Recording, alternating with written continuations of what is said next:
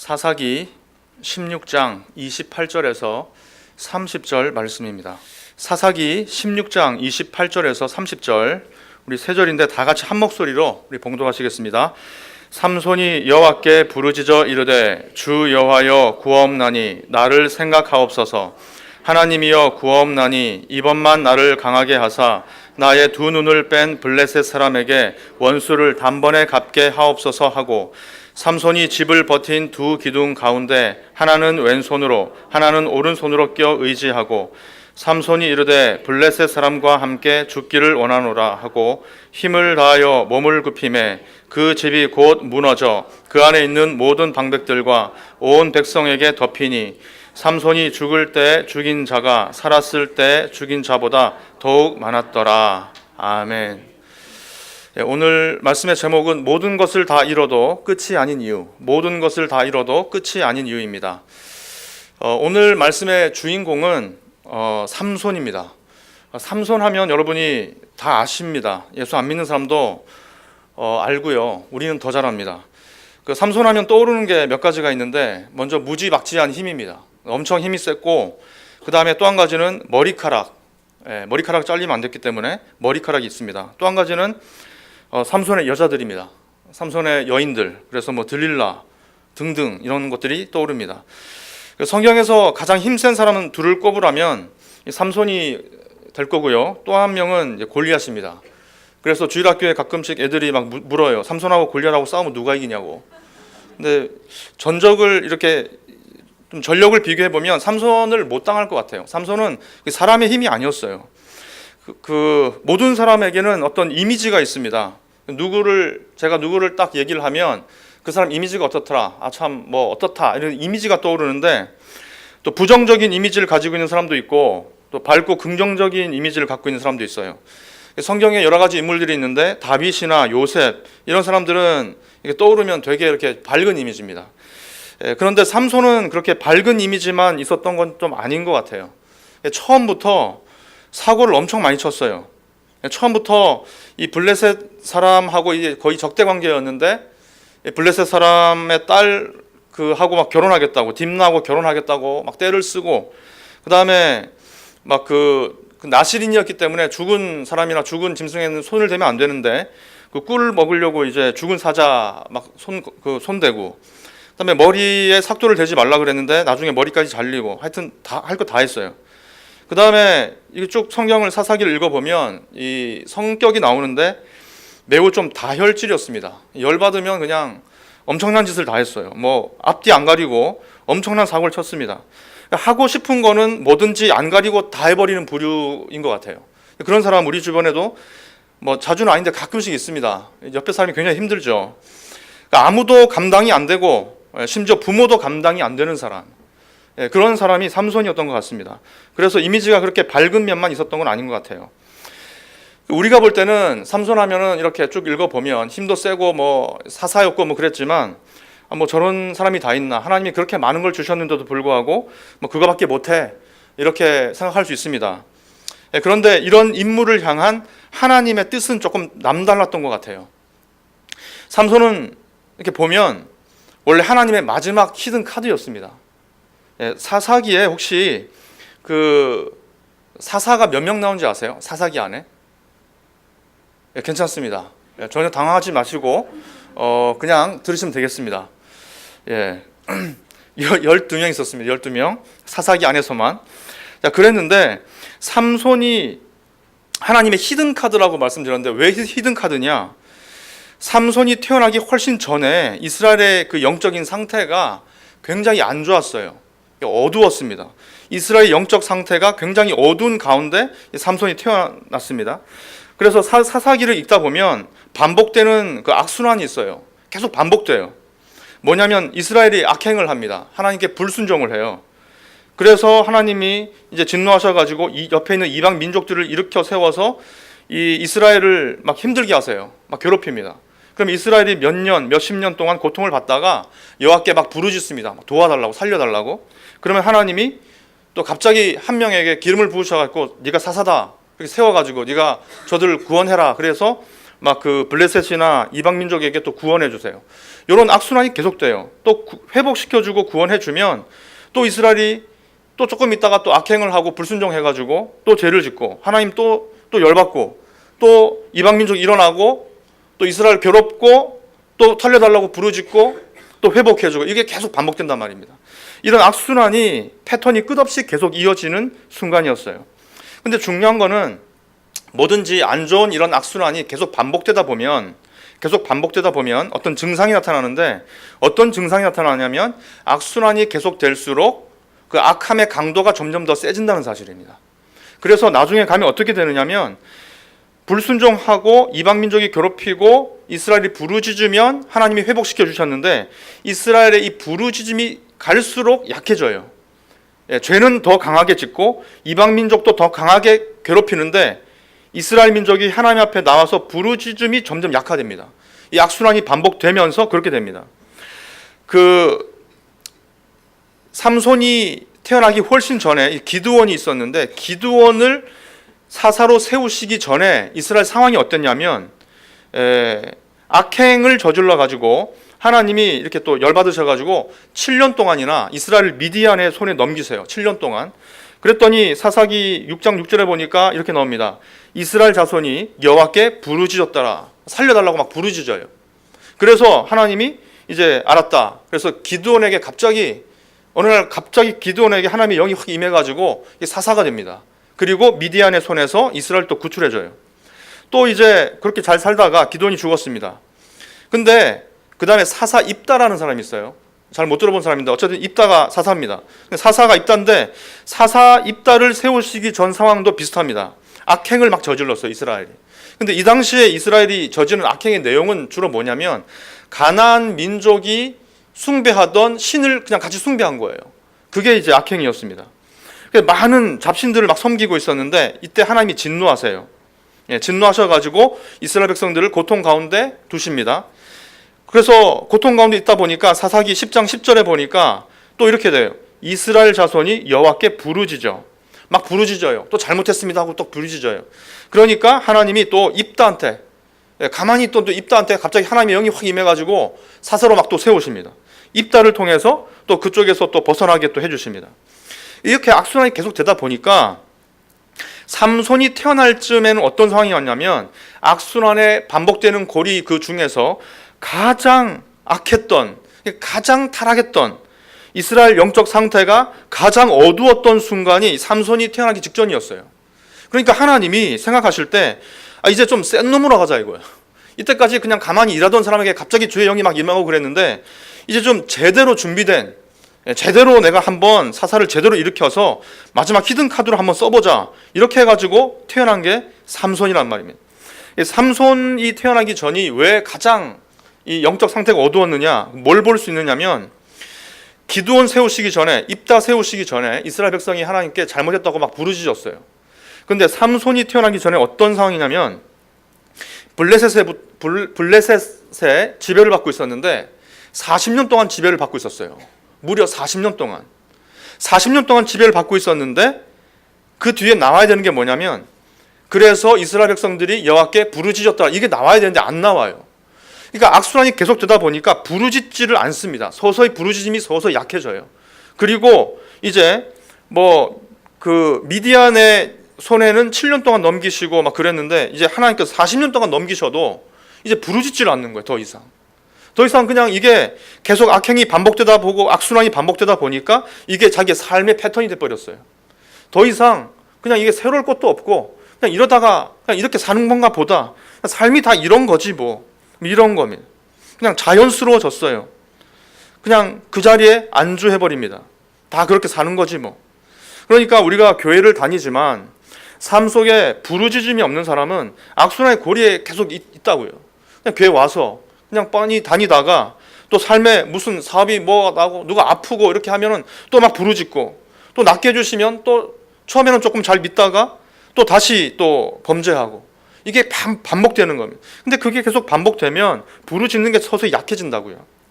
삼손이 태어나기 직전 상황이 악순환의 고리에서 악이 가장 절정에 달했을 때였습니다. 이스라엘 영적 상태가 가장 어두웠을 때 그때 하나님은 삼손 준비시켜줬어요. 그래서 삼손이 하나님의 마지막 카드라고 볼 수 있습니다. 하나님은 이 삼손에게 12사사 중에 제일 마지막 사사인 이 삼손에게 다른 모든 사사보다 공을 제일 많이 들이셨어요. 하나님이. 어떻게 합니까? 사사기가 총 몇 장 있는지 모르시죠? 예, 모르실 거라고 모르셔야 됩니다. 각본상 모르셔야 좋습니다. 사사기가 총 21장까지 있는데 여기에 등장하는 사사기에만 등장하는 사사가 총 12명이에요. 그런데 이 사사기에 12명이 등장인물이 등장을 하는데 여러분 뭐 한 번씩 들어보셨던 온니엘 사사도 있고 뭐 야일도 있고 뭐 돌라라는 사사도 있고 삼갈 뭐 이렇게 쭉 있어요. 근데 온니엘은 성경에 이 사사기에 이 전체 21장 중에 몇 절이 나오냐면 5절이 나옵니다. 5구절이 온니엘 이야기가 나와요. 그 다음에 사사 야일은 딱 3구절 나와요. 3구절. 그 다음에 삼갈이 있습니다. 사사 삼갈이 있는데 딱 1절 나와요. 1절. 그 21장이 있는데 1절 나와요. 1절. 근데 삼손은 몇 절이 아니라 전체 넉 장을 할애합니다. 넉 장을. 삼손 이야기가. 예? 그리고 아예 그 삼손이 태어나기 전에 그 부모한테 나타나가지고 이런 아들이 태어날 것이다. 독주와 포도주를 먹이지 말고 머리를 뭐 삭도에 대지 말고 이렇게 언급하는 구절이 있어요. 요 태어나기도 전에 언급한 그 분량이 13장 한 장 전체예요. 그러니까 누구는 온니엘 5절, 누구는 야일 석절, 삼갈 1절 할애했는데 이 삼손은 전체 13장부터 16장까지 넉 장을 삼손 이야기에 다 써버려요. 명백한 편애입니다. 하나님께서 이 분명히 하나님이 눈이 누구에게 지금 집중하고 있는가 우리가 좀 잘 봐야 됩니다. 13장에 보니까 삼손이 태어나기 전에 아이를 못 낳던 그 마노아 부부가 있었어요. 마노아 남편 이름이고 그 부부가 있었는데 찾아가서 아이를 줄 거라고 미리 말씀을 해주시죠. 아이가 태어날 것이다. 그리고 블레셋에서부터 이스라엘을 구원할 줄 나의 종이다 이렇게 말해줍니다. 또한 금기사항도 말해줘요. 뭘 하지 마라? 포도주와 독주를 마시게 하지 말라. 어떤 부장한 것도 먹지 말라. 머리에 삭도를 대지 말라. 이 아이는 태어나면서부터 나실인이다. 신분을 정해줬어요. 나실인이다. 나실인으로 키워라. 그 다음에 이 아이가 할 일은 블레셋의 손에서 이스라엘을 구원한다 이거였어요. 명백했습니다. 자, 근데 그냥 다른 사사한테는 이런 거를 요구를 안 하셨잖아요. 그냥 어느 날 갑자기 하나님의 영이 확 임해가지고 사사로 쓰임받게 하셨단 말입니다. 근데 이 삼손은 태생적으로 이 포도주를 못 먹게 했어요. 머리도 못 자르게 했어요.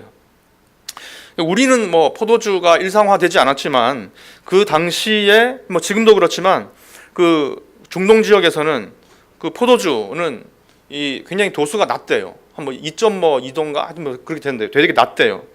그리고 그게 그 당시에 물이 그렇게 귀한 곳이었기 때문에 발효를 시켜가지고 음료로 거의 포도주가 사용했기 때문에 이거는 늘 먹는 거예요. 그냥 어디 가나. 우리 커피 먹듯이 뭐 차 마시듯이 먹는 거란 말입니다. 그 다음에 머리도 못 자르게 해요. 머리도. 생각해 보세요. 거기가 더운 나라입니다. 물도 귀해요. 근데 머리도 못 자르게 해요. 그러니까 태어나서부터 죽을 때까지 거의 머리를 못 자른다. 그러면은 머리가 이제 허리까지 오겠죠, 그죠? 뭐 닦고 다니거나 그렇겠어요. 근데 중요한 사실은 물이 없다는 사실이에요. 머리를 못 감아요. 얼마나 냄새가 나겠어요. 자기도 힘들고 주변 사람도 굉장히 힘들었다 이 말이죠. 그러니까 우리가 정말 그 서로 뭐 우리 담임 목사님도 우리 예배 때 서로 뭐 허그하세요 이렇게 하는데 한번 생각해 보세요. 삼손 같이 그렇게 머리 냄새가 아주 그런 분하고 허그를 이렇게 한다고 한번 생각을 해보세요. 그분이 내 앞에 앉았다 한번 생각해 보세요. 자리를 옮기게 됩니다. 근데 이렇게 하나님의 말씀을 지키려고 하다 보니까 참 이 불편한 게 한두 개가 아니에요. 성경에 다 안 나와서 그렇지 이런 걸 다 쓰면 성경이 66권이 아니라 우리가 들고 다니기 힘들 정도로 성경이 두꺼워졌을 거기 때문에 우리의 편의를 위해서 그걸 다 줄였어요. 하나님의 말씀을 이렇게 지키려고 하면 생활에 불편이 좀 따른 것 같아요. 그렇지 않습니까? 이게 정상이란 말이에요. 하나님의 말씀을 그대로 지키고 사회생활을 하려고 하면 뭔가 어색해요. 근데 이게 맞다고요. 하나님의 말씀을 그대로 지키고 하나님의 말씀 이대로 지켜야지 이 진리의 말씀 이렇게 결심하고 취직을 하고 직장에 가고 학교 생활을 하거나 사회생활을 하거나 이렇게 하다 보면요 불편이 따라요. 이게 우리가 감수해야 될 우리의 삶인 줄로 믿습니다. 근데 포도주, 독주 먹지 마라. 삭도를 머리에 대지 말라. 왜 그랬을까요? 나시리는 이렇게 살아야 됐거든요. 왜 그랬을까? 하나님이 술을 싫어하시는구나. 하나님은 머리가 없으니까, 깎아본 적이 없으니까 우리가 불편한지 얼마나 모르시고 자르지 마라, 그런 게 아니고 깊은 뜻이 있다는 거예요. 이스라엘 백성이 출애굽해가지고 광야에서 막 돌다가 가나안 땅에, 약속의 땅에 들어갔잖아요. 거기 있던 이방 족속을 다 이렇게 물리치고 거기 들어가서 살고 있는 중이었어요. 그러니까 가나안 민족하고 어느 정도 섞여 살았어요. 섞여서. 근데 가나안 민족은 농경 문화였습니다. 가나안 농사 짓고 사는 농경 문화였는데 그 중심에는 풍요의 신이 있었어요. 바알 신입니다. 풍요의 신을 아주 절대적으로 섬기고 있었어요. 농사할 때 가장 중요한 거는 햇빛과 비입니다. 비가 와야 돼요. 그래서 바알 신이 비를 내리게 해준다고 아주 강력하게 믿고 있었습니다. 그래서 믿고 있던 바알 신전에 가면 그 바알 이렇게 우상이 이렇게 있고 그 밑에는 뭐가 있었냐면 바알 신전에 그 신전 제사장들이 있었고 그 다음에 여 제사장들, 그러니까 그 창기들이 같이 있었어요. 이 음란한 행위를 하면 이 바알이 자극을 받아서 비를 내려준다, 이렇게 믿고 있었습니다. 이게 하나의 종교 의식이었어요. 그래서 이런 그 신전 창기들하고 음란한 행동을 하기 전에 먼저 뭘 했느냐? 크고 작은 포도주와 독주 파티가 이어졌다는 거예요. 그게 그러니까 그런 음행과 포도주와 독주와 이어졌단 말이에요. 그게 이렇게 우리는 그러면은 그 삼손이 나 포도주만 좀 마시고 그런 데 안 가면 되지 않느냐, 이렇게 말을 하겠죠. 그런데 그 마시다 보면은 서서히 한 발씩 양보를 하게 돼 있습니다. 포도주, 독주를 마시다 보면 처음에는 그럴 의도가 아니라도 그쪽으로 점점 가게 될 여지가 있다, 이 말이에요. 하나님이 말씀하세요. 너에게서 태어날 삼손에게는 절대로 포도주나 독주를 절대로 마시게 하지 마라. 이방 민족들, 우상 숭배하는 것들, 음행하는 것들이 하는 그것들 절대로 걔는 근처도 가지 말게 하라. 구별되게 하라, 이 말이에요. 구별시켜라, 이 말이었습니다. 그 다음에 삭도를 머리에 대지 마라. 삭은 자를 삭자, 가위를 대지 말라, 이거예요. 동일한 맥락입니다. 당시 가나안 문화는 단발 문화였어요. 머리를 다 잘게 자르는 거였어요. 그러니까 이스라엘 백성도 삭도를 머리에 대서 편리한 대로 그냥 덥다고 그냥 딱 잘라버리면 멀리서 보면 이게 이스라엘 백성인지 블레셋인지 가나안 민족인지 알 수가 없어요. 머리를 짧게 자르면은 구분이 잘 안 가요. 구별이 모호합니다. 그러니까 하나님이 정말 싫어했던 그 가나안 족속들하고 너희는 그 근처도 달랐으면 좋겠다, 이거. 옷 색깔도 달랐으면 좋겠고 머리 모양도 너희 좀 저런 인간들하고 달랐으면 좋겠다. 내가 선택한 백성, 내가 사랑하는 너희 백성은 모양이라도, 악의 모양이라도 버렸으면 좋겠다. 이게 하나님의 마음이 담긴 금기사항이었어요. 그냥 하나님이 싫으니까, 하나님이 그냥 우리 괴롭히려고 하신 게 아니라 하나님이 우리를 얼마나 구별하고 사랑하는지, 얼마나 세상 사람들하고 우리를 달리 생각하시는지 하나님의 그 깊은 마음이 이 금기사항에 들어가 있다는 겁니다. 하나님이 주신 금기사항을 종합해 보면 이겁니다. 거룩을 유지해라. 너는 그들과 달라, 이거예요. 너는 가나안 민족과 철저히 구별돼야 돼. 같이 살되 철저히 구별되라, 이겁니다. 그들의 흉내도 내지 마라. 세상 사람들이 하고 다니는 그게 멋있냐? 너 그거 흉내 내지 마. 너는 내 아들이야, 내 백성이야, 이거였습니다. 이게 금기사항으로 주신 겁니다. 그래서 삼손의 힘이 머리카락에서 나온다고 생각하는데 따지고 보면 삼손의 힘은 거룩에서 나왔어요.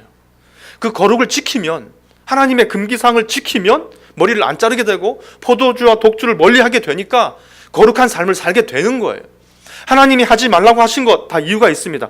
깊은 하나님의 사랑이 숨어 있는 거예요. 가나안 민족의 그 좋아 보이는 것 따라가지 말라는 거였어요. 그들을 따라가면 어떻게 돼요? 머리를 잘라야 돼요. 포도주, 독주 한 잔씩 해야 돼요. 그들 따라가면 삼손은 힘은 순식간에 잃고 맙니다. 하나님의 백성인 우리의 힘은 어디서 나오죠? 우리는 언제, 세상 사람들이 언제 우리를 보고 저들은 보통 사람들이 아니다, 저들은 정말 우리하고 다르다, 언제 그런 말을 합니까? 자녀가 서울대 가서가 아닙니다. 좋은 때 취직해가지고 수석이 나고 이래서가 아니에요. 거룩께서 나옵니다. 우리가 똑같이요, 시장에서 무와 배추를 팔고 마당을 쓰는 아주 그냥 허드렛 일을 하면서 살다 할지라도 우리가 거룩하기만 하면 하나님이 원하시는 삶을 그대로 지키고 말씀대로 살려고 지키면 그 불편을 감수하면서도 그 말씀은 그대로 지키려고 하는 데서 하나님 백성의 능력이 나오는 줄로 믿습니다. 하나님의 말씀대로 살려보면 진짜 불편한 게 한두 가지가 아니에요. 수요 예배 때 나오셨잖아요. 얼마나 집에 누워있으면 얼마나 편합니까? JTBC의 스카이캐슬 이런 거 보면서, 그런 거 보면서 그냥 그 뭐 집에 있는 거 뭐 먹어가면서 있으면 얼마나 편하겠어. 근데 수요 예배 또 나오셨잖아. 나오셔서 또 좀 있으면 또 돌아가셔야 되잖아요. 얼마나 불편해.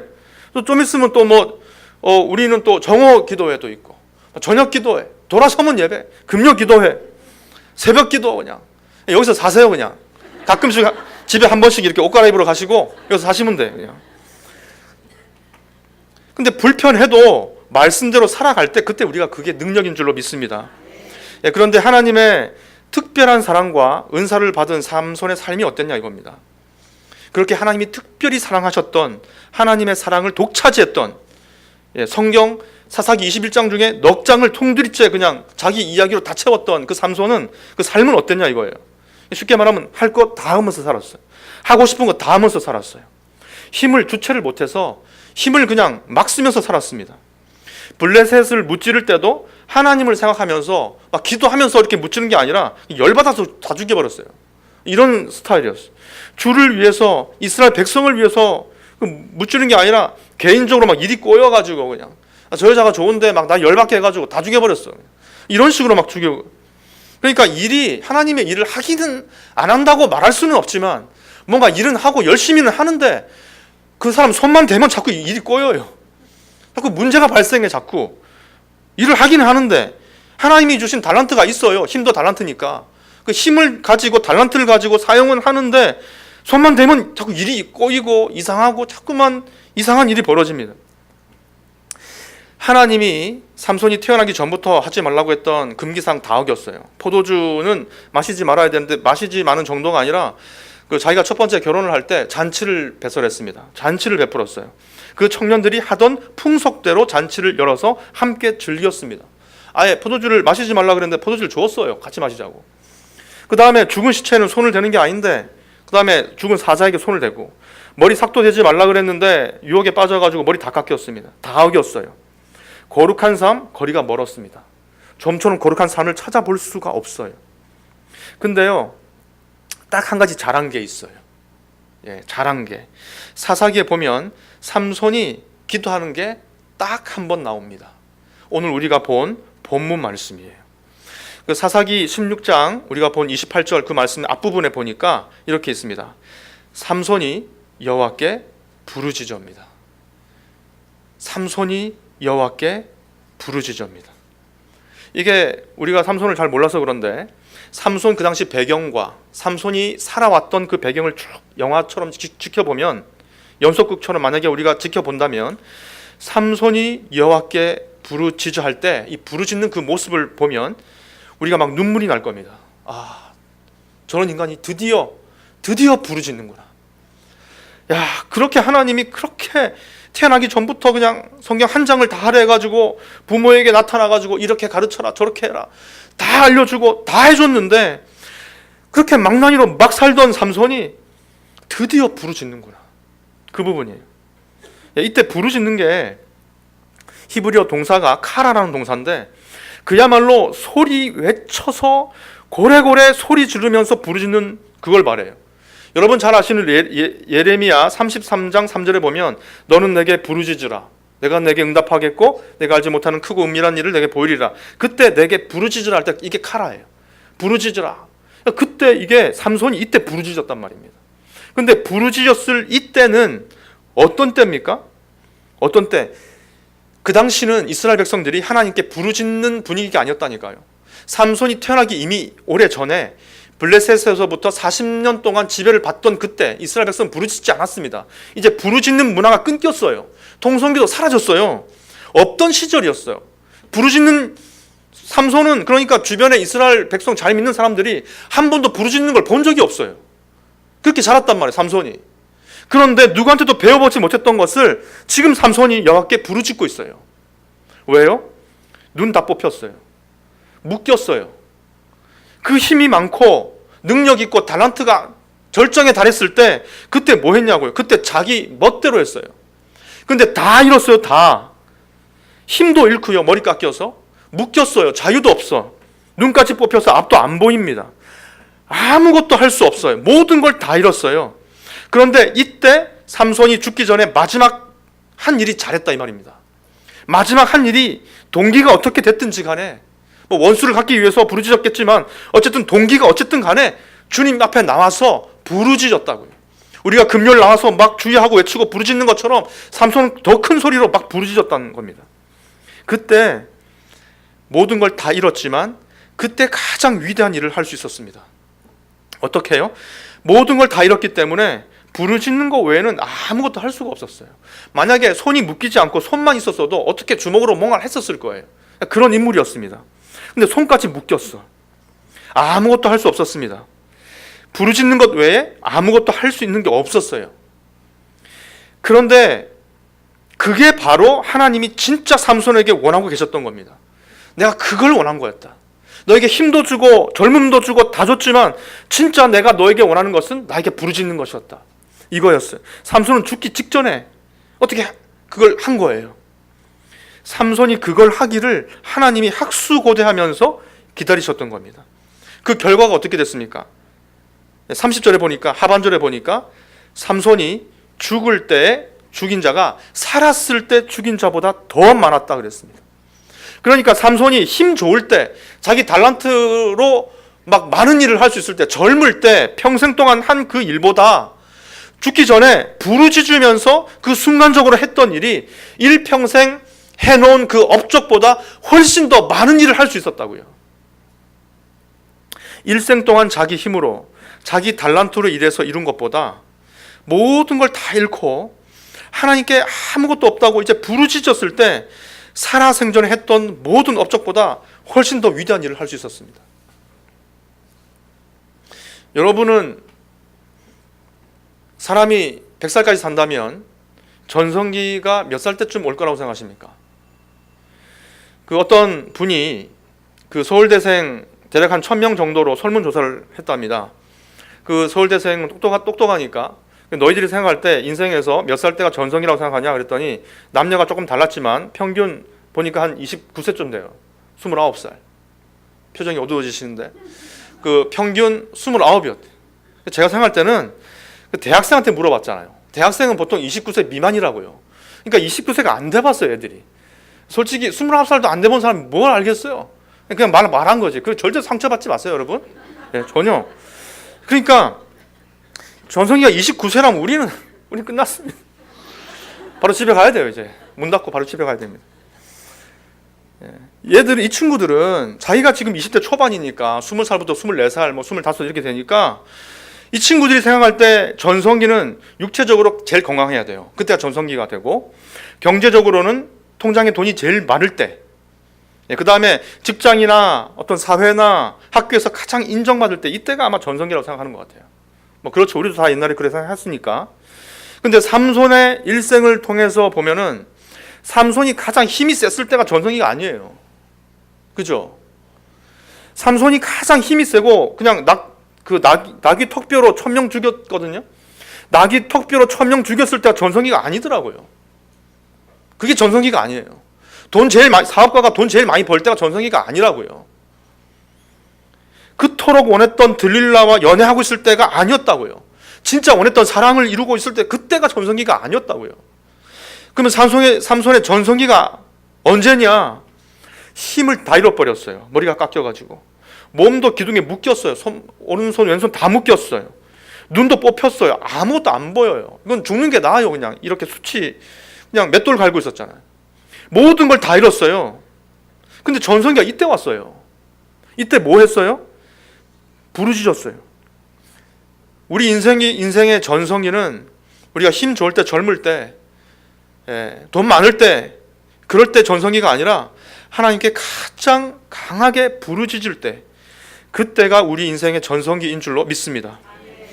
여기 나와 있잖아요. 죽을 때 죽인 자보다, 죽일 때 죽인 자가 살았을 때, 한평생 살았을 때 죽인 자보다 죽을 때 그 한순간에 죽인 사람이 훨씬 더 많았다는 거예요.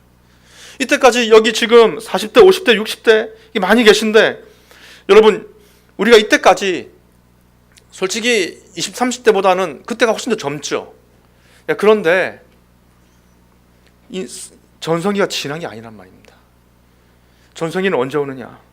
부르짖을 때, 부르짖음이 살아있을 때 그때가 내 인생의 전성기가 될 줄로 믿습니다. 내 평생 이룬 것보다, 내 평생 이때까지 이 나이 때까지 이룬 것보다 지금부터 우리 교회가 시작할 하나님의 그 위대한 일에 동참할, 부르짖고 나와서 예배 때마다 나와서 두 손 들고 주여 하고 부르짖을 때, 내가 10년 전에 20년 전에 그때 더 돈이 많았고 더 젊었고 더 그때 건강했을 때 그때가 아니라고요. 지금 나이가 들었고 무릎 관절도 조금 안 좋고 하지만 그러나 지금 아버지 하나님 앞에 나와서 부르짖을 때 그때가 인생의 전성인 줄로 믿습니다. 어떤 분 이런 분들이 많습니다. 이제 내가 나이 들어서 뭐 하겠냐? 그냥 교회에서 그냥 이런 일이나 조금 하다가 하고 그냥 이렇게 하고 주보나 좀 접고 그냥 이렇게 하면서 해야지. 그거 아닙니다, 여러분. 삼손을 보십시오. 전성기가 죽기 직전이었고 모든 것을 잃었을 때였습니다. 비참하다고 생각할 때였습니다. 자기뿐만 아니라 주변의 사람들도 그랬어요. 쟤는 다 잃었어. 쟤는 하나님께 벌 받았어. 이렇게 생각할 때였습니다. 그런데 하나님 앞에 나와서 부르짖었을 때 삼손의 상태와 어떤 건강 상태와 이런 거 상관없이 부르짖었을 때 그때가 가장 엄청난 일을 할 때인 줄로 믿습니다. 왜냐하면 우리에게는 아직까지 마음껏 부르짖을 수 있습니다. 금요 기도에 또 언제든지 나와서 마음껏 부르짖을 수 있습니다. 그때가 전성기입니다. 우리 교회도 젊은이가 많지만 젊은이가 아무리 많아도 부르짖지 않은 젊은이에게서 뭐가 나오겠습니까? 다 살아보셨잖아요. 그때 자기들이 뭘 대단한 건 줄 압니다. 근데 부르짖지 않으면 아무것도 기대할 게 없습니다. 아무것도 아닌 거예요. 한순간에 그 젊음 지나가 버려요. 젊음은 지나가 봐야 그 젊음이 가치 있다는 걸 압니다. 지금 젊은 친구들은 잘 몰라요, 그 가치를. 부르짖어야 돼요. 부르짖는 것이 하나님께서 일을 하실 수 있도록 하는 것이라는 것을 믿습니다. 말씀을 맺겠습니다. 우리 인생의 전성기는 아직 안 왔습니다. 우리가 부르짖을 때입니다. 우리가 공동체로 하나가 돼서 목숨을 걸고 강력하게 부르짖을 때, 여러분 삼손이 딱 한 번 기도했지만 이 한 번의 기도가 강력했던 이유는 뭡니까? 모든 걸 걸고 기도했습니다. 이제 죽기 아니면 까무러치기, 이제 그냥 이대로 죽는 게 나아요. 그 순간에 마지막으로 부르짖었어요. 마지막으로 한 번만 더 나에게 힘을 회복시켜 달라고 그랬습니다. 그때 하나님이 그 기도를 들어주셨어요. 자기 인생 동안 가장 위대한 일을 할 수 있었습니다. 우리 또한 마찬가지인 줄 믿습니다. 주께 부르짖을 때 그때 하나님이 우리를 통해서 우리 인생에서 한 번도 해보지 못했던 가장 크고 비밀한 일을 우리를 통해 하실 줄로 믿습니다. 우리 시간 한번 통성으로 한번 기도했으면 좋겠습니다.